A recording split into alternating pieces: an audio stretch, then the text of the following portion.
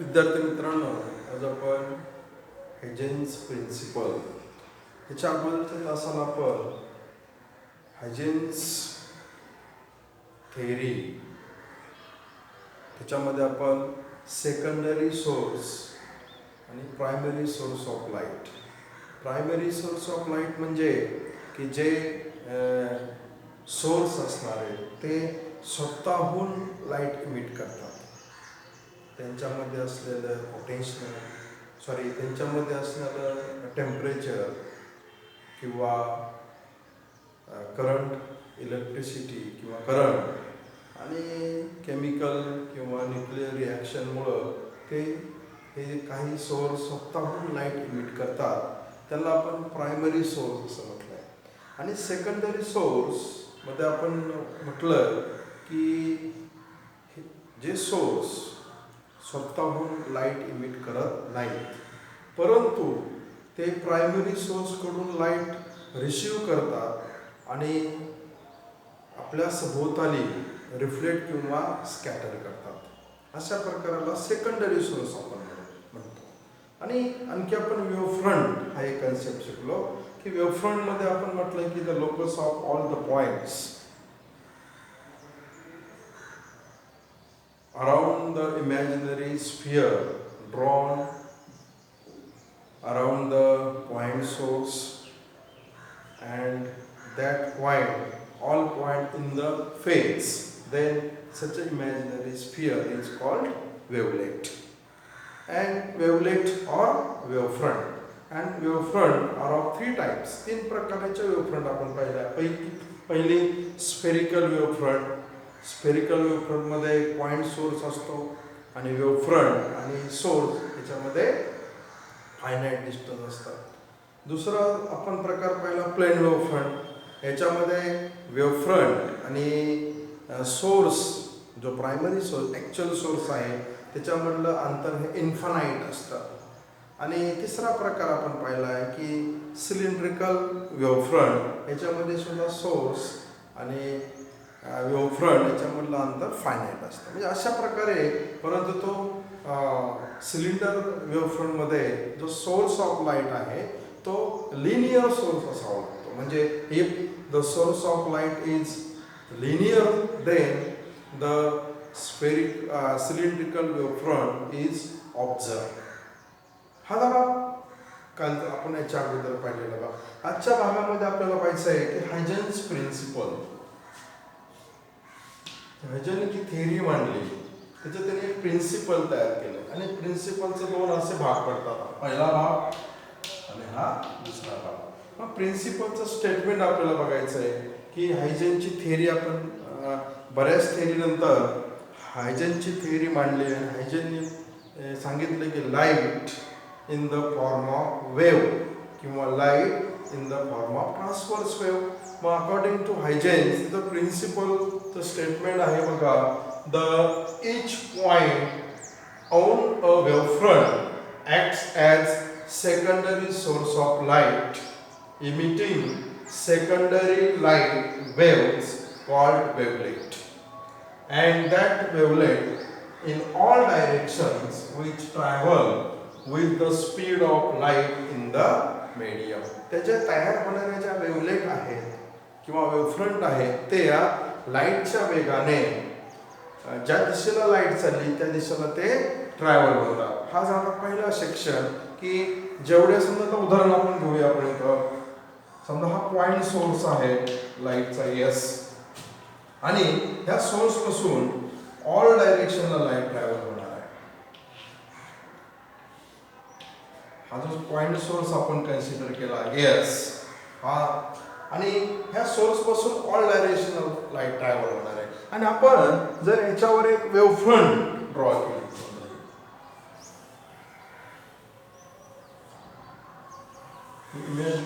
वेव्हफ्रंट, आणि वेव्हफ्रंटवर किती पॉईंट आले बघा इथं, हा 1 पॉईंट, हा 2 पॉईंट, 3 पॉईंट, 4 पॉईंट,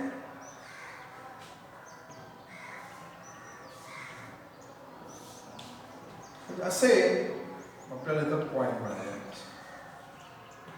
म्हणजे मला इच पॉइंट ऑन वेव्हफ्रंट. आता ही वेव्हफ्रंट आहे, ह्याच्यावर हे पॉइंट घेतले आपण A B C D E F असे आपण पॉइंट घेतले. And each point A, B, C, D, E, each point acts as a secondary source of light. आता प्रायमरी सोर्स हा झाला S, याच्यापासून लाईट बाहेर जाणार आहे. आणि मग याच्यावर आपण जर इमॅजिनरी स्फिअर काढला, आपण त्याला वेव्हफ्रंट असं म्हटलंय, आणि त्या वेव्हफ्रंटवर जर आपण असं पॉइंट विचारात घेतले, हे तर सुद्धा घेऊ शकतो आपण ऑल डायरेक्शनला, पण आपण एक ठराविक अंतरावर घेतलं की लाईट असं काही नाही, तिथं लाईट नाही तर जाणार आहे, सर्व दिशेला ती ट्रॅव्हल होणार आहे. आणि याच्यावर जर ह्या वेव्हफ्रंटवर आपण कितीही पॉइंट घेतले, असंख्य पॉइंट, तर ते point acts as a secondary source of light, and that secondary source is called wavelet or wavefront.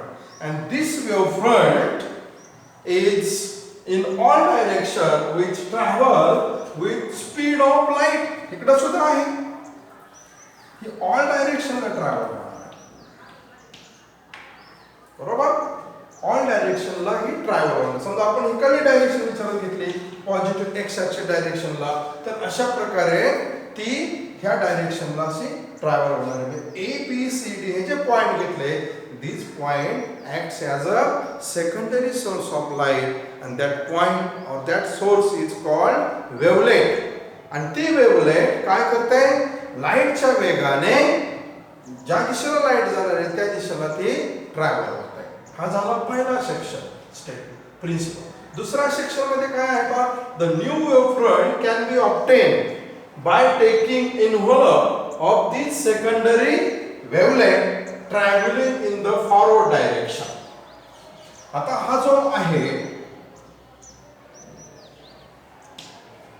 हे काय झाली, फॉरवर्ड डायरेक्शनला ट्रॅव्हल झाली. पुढलं काय, if is this the envelope of the secondary wavefront in the forward direction, the wavelength traveling in the backward direction are इनइफेक्टिव्ह. दुसरा section काय आहे की तयार झालेली जी वेव्हफ्रंट आहे त्याला आपण न्यू वेव्हफ्रंट असं म्हटलं. समजा आपण आता काढूया ए बी, याच्यामध्ये आणखी वेव्हफ्रंट तयार होईल बस. बघा इथे एक लक्षात,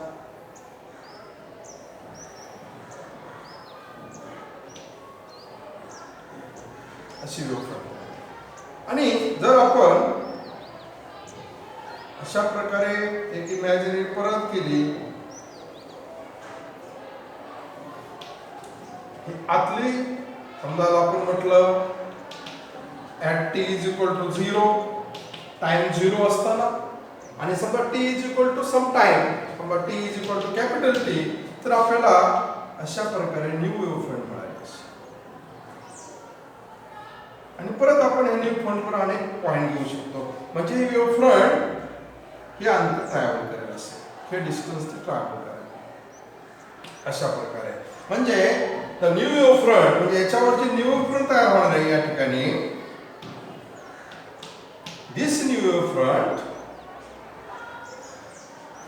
can be obtain by taking involve of this secondary wavelets. ह्या सेकंडरी जे वेव्हलेट आहेत ए बी सी डी, याच्यावर काय केलं आपण, इन्व्हॉल्वने परत पुढली वेव्हफ्रंट तयार केली, आणि ती फॉरवर्ड डायरेक्शनला can obtain by taking involve of secondary wavelet traveling in the forward direction, and is thus the envelope of the secondary wavelet in the forward direction, and the wavelet traveling in backward direction are ineffective. म्हणजे आणखी आपण पुढे गेलो, इथं आपण आणखी एक असं वेव्हफ्रंट काढली, परत आपण असं पुढे गेलो, तर हे फक्त पुढे जाणारे wavefront travel only, this wavefront travel only forward direction. Backward direction does not exist or backward direction are ineffective. म्हणजे ती वेव्हफ्रंट बॅकवर्ड डायरेक्शनला येणार नाही, ओनली कुठे जाईल, फॉरवर्ड डायरेक्शनला. म्हणजे अशा प्रकारे हे जे प्रिन्सिपल आहे हे दोन भागात आहे. परत आपण आता रिपीट करू, काय प्रिन्सिपल आहे, the each and every point on the wavefront आपण घेतले होते ABCD acts as a secondary source of light. and that secondary source of light is called wavelet.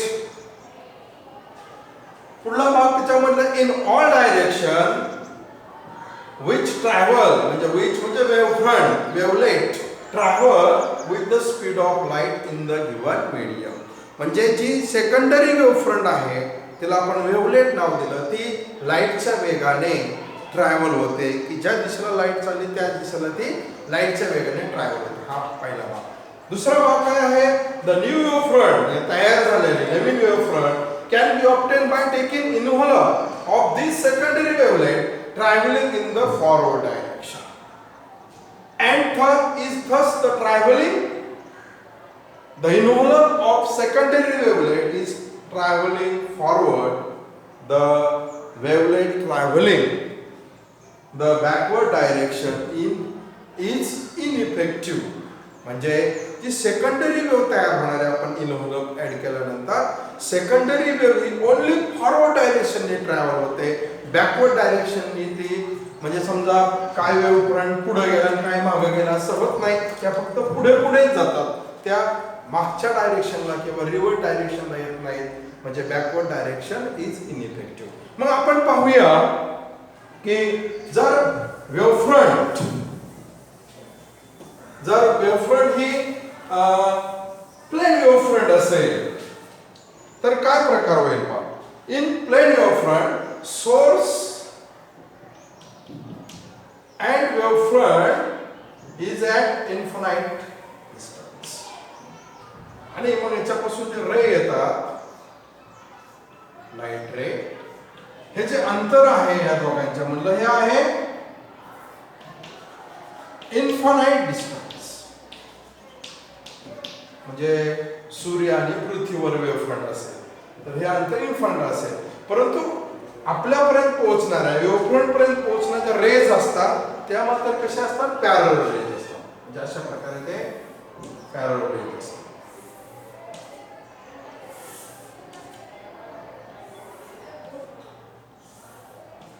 आणि दिस इज द वेव्हफ्रंट सबसे A B is wavefront at suppose t is equal to 0. At suppose t is equal to 0, AB is the wavefront. At t is equal to 0, AB is the wavefront or wavelet. मग काय करणार आपण? Point आपण consider करतो. हा एक point, दुसरा point, तिसरा पॉइंट, चौथा पॉइंट आणि पाचवा पॉइंट. ऑल दिस पॉइंट्स 1 2 3 4 5 हे पॉइंट कसे act as a secondary source of light. आलं लक्षात? मग आपण काय म्हटलंय पुढलं, हे जर सेकंडरी सोर्स आहेत हे सेकंडरी सोर्स काय इमिट करतात? तर सेकंडरी वेव्हलेट इमिट करतात इन फॉरवर्ड डायरेक्शन. आणि बॅकवर्ड डायरेक्शनला ती जात नाही, फॉरवर्ड डायरेक्शनला जाते आणि लाईटच्या वेगाने जाते. मग आपण काय करूया, समजा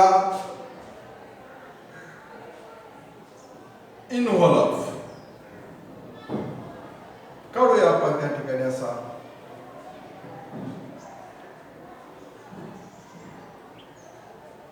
This envelope acts as a hemisphere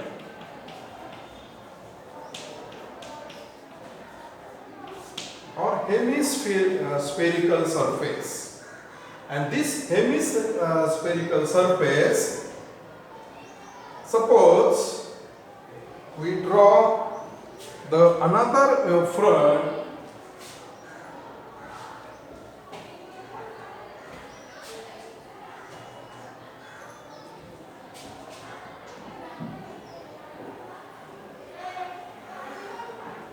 say A dash B dash. काय झालं बघा आता या ठिकाणी हा सोर्स आहे ऍट इन्फायनाइट अंतरावर, परंतु त्या रेज आपल्याकडे येणार आहे त्या पॅरलल बीम ऑफ रेज असणार आहे. आणि at time t is equal to 0 this AB is the plane wavefront. परत काय म्हटले आपण आता, at some time t, at some time T म्हणजे if T is equal to capital T, आता टाइम थोडासा वाढला, तुझा टाइम किती होता, T is equal to t0, आता टाइम किती झाला, T is equal to T, म्हणजे 1 सेकंद झाला असेल किंवा 2 सेकंद आपल्याला माहित नाही, तर आपण T is equal to capital T and V is the velocity of wave or light wave. जर v ही लाईटची वेव्हची व्हेलॉसिटी असेल तर हे जे सेमीस्फिअर तयार झालं त्याची रेडियस किती असते, v इंटू टी. हे जे रेडियस आहे, हे जे अंतर आहे इथून इथपर्यंत, this distance is nothing but v into T, where v म्हणजे टाइम अँड सॉरी टी म्हणजे टाइम आणि v म्हणजे व्हेलॉसिटी ऑफ वेव्ह, म्हणजे ज्या वेव्हने व्हेलॉसिटी झाला. इथं सुद्धा सेम फॅक्टर आहे, इथं सुद्धा सेम फॅक्टर, इथं सुद्धा सेम फॅक्टर आहे. म्हणजे हे जे डिस्टन्स आहे, ही जी रेडियस आहे या सेमीस्फिअरची किंवा अर्धवर्तुळ जे तयार झालं याची रेडियस किती असते, v इंटू टी, ही प्रत्येकाची सारखी असते. म्हणजे अशा प्रकारे t इज इक्वल टू 0 असेल तर ही AB आपल्याला वेव्ह फ्रंट मिळते आणि वेव्ह फ्रंट थोडा वेळ झाला तर ते असे पुढं सरकते. परत आपण या ठिकाणी असे पॉइंट देऊ शकतो. परत हे जे नवीन पॉइंट आपण घेतले ऍक्ट ॲज अ सेकंडरी, आणखी आपण परत पुढल्या पॉइंटला अशा प्रकारे नवीन वेव्ह फ्रंट ड्रॉ करू शकतो. येते का लक्षात?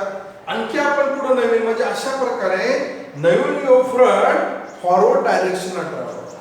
म्हणजे आता परत आपण जर अशा लाईन ड्रॉ केली तर इथं परत समजा A double dash B double dash या ठिकाणी नवीन वेव्ह फ्रंट तयार झाली आणि परत आपण याच्यावर असे पॉइंट देऊ शकतो.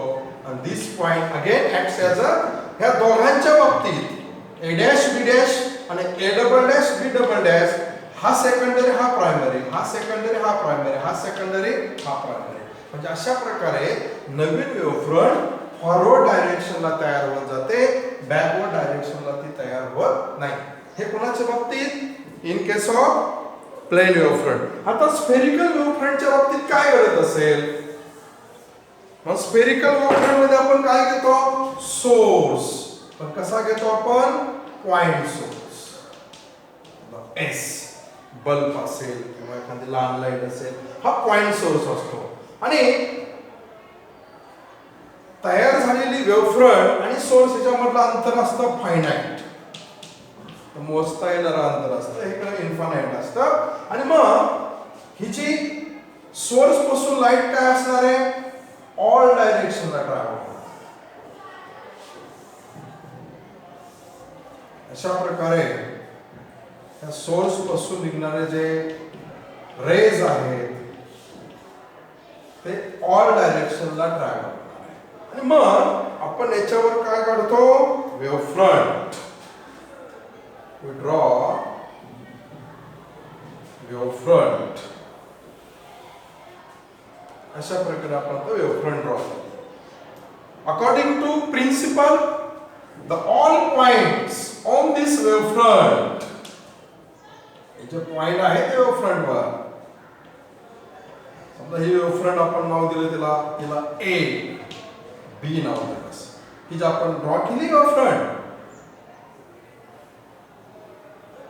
नाव काय दिलं, A B. At time t is equal to 0, the AB is the wave front. AB is the wave front, and all points on this wave front acts as a secondary source of light. म्हणजे ज्याच्यावर आपण जेवढे point घेऊया ते secondary source of light, आणि ते secondary source of light काय करते, इमिट द वेव्ह फ्रंट और वेव्हलेट. मग ती कशी असेल, अशा प्रकारे सेमीस्फिअर, अर्ध स्फिअर का म्हणतोय, त्याच्यामध्ये लाईट आहे. अशा प्रकारे सेमीस्फिअर तयार होईल आणि आपण जर परत त्याच्यावर अशा प्रकारे नवीन वेव्ह फ्रंट तयार होईल. त्याला नाव देऊ आपण A dash B dash. Dash. म्हणजे अशा प्रकारे नवीन वेव्हफ्रंट तयार झाली आणि ती वेव्हफ्रंट ही अंतर ट्रॅव्हल करेल. This distance is again v into t where v means आता जी आपण तयार केलेली आहे t is equal to capital T a dash b dash is the wavefront, new wavefront. आणि हे जे अंतर ट्रॅव्हल करते ते ह्या जे सेमी स्फेरिकल सरफेस तयार झाला आहे ह्याची रेडियस ही किती असणार आहे? त्याची रेडियस v into t असणार आहे. v म्हणजे वेलोसिटी ऑफ लाईट वेव्ह आणि t म्हणजे टाइम. आणखी आपण पुढे याच्यावर नवीन पॉइंट विचारात घेतले. प्रत्येक point acts as a secondary source of light and this secondary source emit the wavelet in forward direction. backward direction ला मात्र ही इनइफेक्टिव्ह असते. म्हणजे अशा प्रकारे जर प्लेन वेव्हफ्रंट असेल तर त्याचं नेचर असं असेल, स्फेरिकल असेल तर त्याचं नेचर अशा प्रकारे असणार आहे. आता ही जी थेअरी आहे हायजेनने मांडलेली त्याच्या प्रिन्सिपलच्या स्वरूपात, हायजेनने थेअरी त्याच्या प्रिन्सिपलच्या स्वरूपात मांडली. ह्याच्यामध्ये एक ड्रॉबॅक तुमच्या लक्षात आला. कुठला आहे त्याचा पहिला ड्रॉबॅक? एक त्याचा डिसएडव्हांटेज म्हणूया की Huygens could not explain the why wavelet or wavefront is travelling in backward direction is ineffective. ती वेव्हफ्रंट बॅकवर्ड डायरेक्शनला इफेक्टिव्ह का नाही ह्याचं एक्सप्लेनेशन हायजेनने दिलं नाही. परंतु this theory explain or accepted, परंतु तरी पण ही थेअरी स्वीकारली. कारण का? तर this theory explain all the optical phenomenons. जे ऑप्टिकल फेनॉमेनॉन आहेत मग ते रिफ्लेक्शन असेल, रिफ्रॅक्शन असेल, स्कॅटरिंग असेल, डिस्पर्शन असेल, त्यानंतर पोलरायझेशन असेल, त्यानंतर इंटरफरन्स असेल, interference of light, diffraction of light, polarisation of light, हे जे लाईटचे फेनॉमेनॉन आहेत त्यांना आपण ऑप्टिकल फेनॉमेनॉन म्हणतो. हे ऑप्टिकल फेनॉमेनॉन प्रूव्ह केले युजिंग दिस थेअरी. ह्या थेअरीने हे फेनॉमेनॉन सगळे प्रूव्ह करून दाखवले. म्हणून ही थेअरी सर्वांनी मान्य केली आणि तो जो लहानसा ड्रॉबॅक आहे तो वगळला गेला. म्हणून ही थेअरी 20व्या शतकामध्ये सर्वांनी मान्य केली. आलं का सर्वांच्या लक्षात? हायजेन्स प्रिन्सिपल ह्याच्यामध्ये महत्त्वाचा भाग आहे. प्रश्न येतो स्टेट हायजेन्स प्रिन्सिपल किंवा obtain using Huygens principle construct plane wavefront किंवा कन्स्ट्रक्ट स्फेरिकल वेव्हफ्रंट.